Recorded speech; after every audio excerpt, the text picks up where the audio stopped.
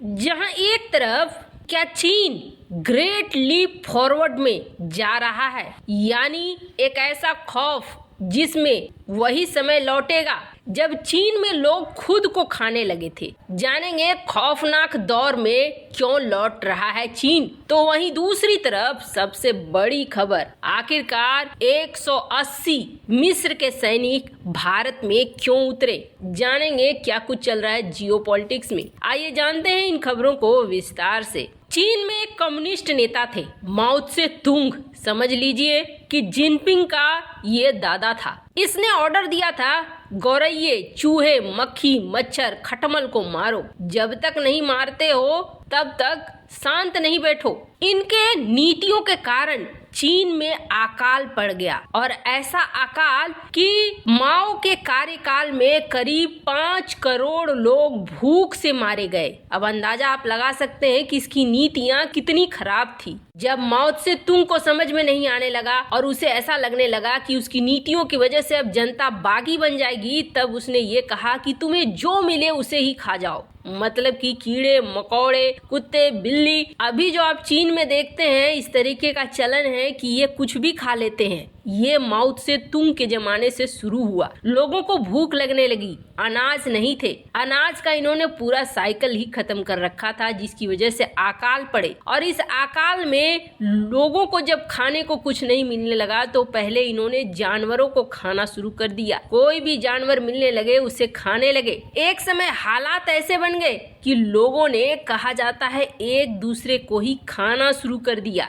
और ये सब बातें कौन कह रहा है? हांगकांग में एक 93 साल की लेखिका है, युआन तुसेंग चेन माओ। ये गवाह है उस खौफनाक दौर का। उन्होंने किताबें लिखी और उस किताबों में उन्होंने कहा कि याद रखें लोग कि माओ त्से तुंग ने क्या किया था, जिससे कि चीन में कोई तानाशाह फिर से पैदा न हो। अब आपको बता दें, इन्होंने पूरा व्याख्या कर दिया था कि माओ त्से तुंग तानाशाह ने किस तरीके से चीन को ही बदल कर रख दिया, चीन के लोगों को आदमी से जानवर तक बनने के लिए मजबूर कर दिया। तो वहीं उन्होंने कहा अब की इंटरव्यू में कि चीन फिर से उसी रास्ते पर लौट रहा है। जिस तरीके से जिनपिंग लॉकडाउन, कोरोना और कड़ी नीतियों को लागू कर रहे हैं, उसे देखकर ऐसा लगता है जैसे माओ का दौर एक बार फिर से शुरू हो रहा है। दरअसल ग्रेट लीप फॉरवर्ड का प्लान एक बार फिर से लागू हो रहा है, ये बात कह रही है लेखिका।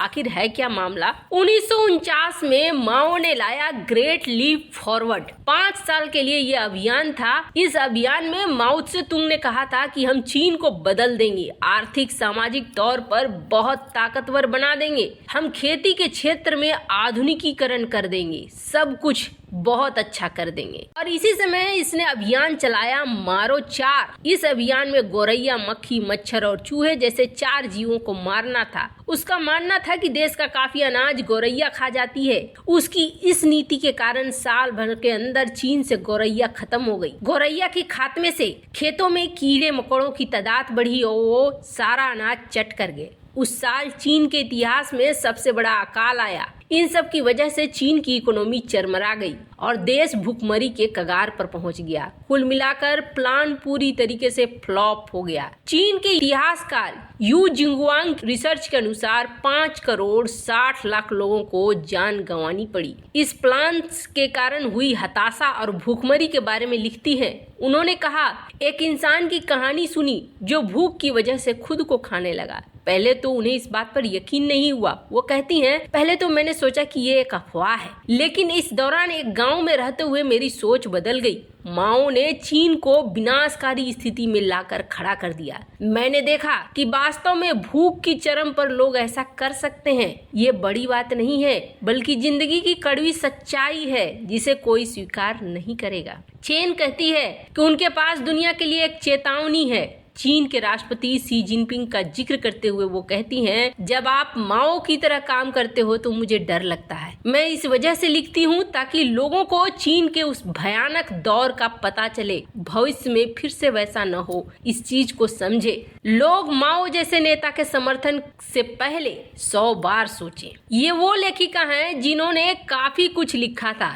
लेकिन माओ के डर से उन्होंने अपने कई सारे लिखे हुए किताबों को, कागजों को जलाकर राख कर दिया। हालांकि आज ये खुलकर इस बारे में बात करती हैं। खैर, चीन की जो नीतियां दिख रही हैं, उन नीतियों के हिसाब से तो यही लग रहा है कि चीन सचमुच उसी तरीके के दौर में जा रहा है। चीन की स्थिति लगातार खराब होती जा रही है, वो साफ तौर पर दिख भी रही है, चाहे आर्थिक तौर पर हो, राजनीतिक तौर पर हो या कूटनीतिक तौर पर ही क्यों न हो। खैर, जहाँ एक तरफ ये सब कुछ हो रहा है तो वहीं दूसरी तरफ आखिरकार 180 मिस्र के सैनिक भारत क्यों आ रहे हैं। भारत और इजिप्ट के बीच लगातार रिश्ते मजबूत होते जा रहे हैं और जैसा कि हमने बताया कि भारत से इजिप्ट बहुत सारी चीजें चाह रहा है। पहले तो इजिप्ट के राष्ट्रपति जो भारत आ रहे हैं वो सबसे पहले ये फाइनल करना चाह रहे हैं कि भारत बड़ी मात्रा में इजिप्ट को गेहूं दे दे ताकि उनके देश में किसी तरह का कोई तख्ता पलट न हो। बात दरअसल ये है कि हमने आपको बताया है इजिप्ट में रोटी की 70 से 80% मांग होती है, यानी गेहूं की मांग बहुत ज्यादा होती है। गेहूं की वजह से वहाँ राजनीतिक पार्टियां तक बदल जाती हैं।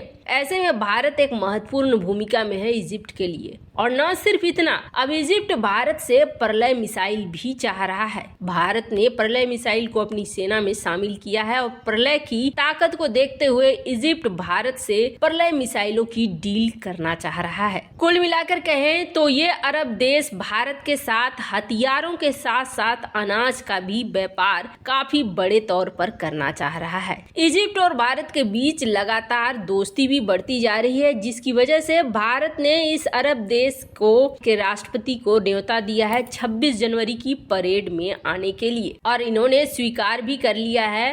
25 जनवरी को इजिप्ट के प्रेसिडेंट और भारत के प्राइम मिनिस्टर नरेंद्र मोदी के बीच बातचीत होगी और ये दोनों लीडर कथित तौर पर एक जॉइंट स्टेटमेंट भी जारी करेंगे। राष्ट्रपति भवन में इनका स्वागत किया जाएगा एक दिन पहले और उसके बाद उम्मीद यही की जा रही है कि इजिप्ट के राष्ट्रपति भारत की बिजनेस कम्युनिटी से भी मिलेंगे, यहाँ के बड़े बड़े बिजनेसमैन से भी मिलेंगे। भारत और इजिप्ट के 75 साल के इतिहास में ये पहली बार हो रहा है जब इजिप्ट के राष्ट्रपति भारत आ रहे हैं, खास तौर पर 26 जनवरी के मौके पर। मतलब कि एक राष्ट्रीय अतिथि के तौर पर कभी भी इजिप्ट के राष्ट्रपति को नहीं बुलाया गया है। वैसे तो ये 3 बार भारत आ चुके हैं। खैर, अब इनके साथ साथ बड़ी बात ये है कि इस रिपब्लिक डे के सेलिब्रेशन में 180 मेंबर का मिलिट्री ग्रुप भी इजिप्ट से पहुंच रहा है भारत और ये 180 सेना की टुकड़ी भारत के रिपब्लिक डे सेलिब्रेशन में हिस्सा लेगी।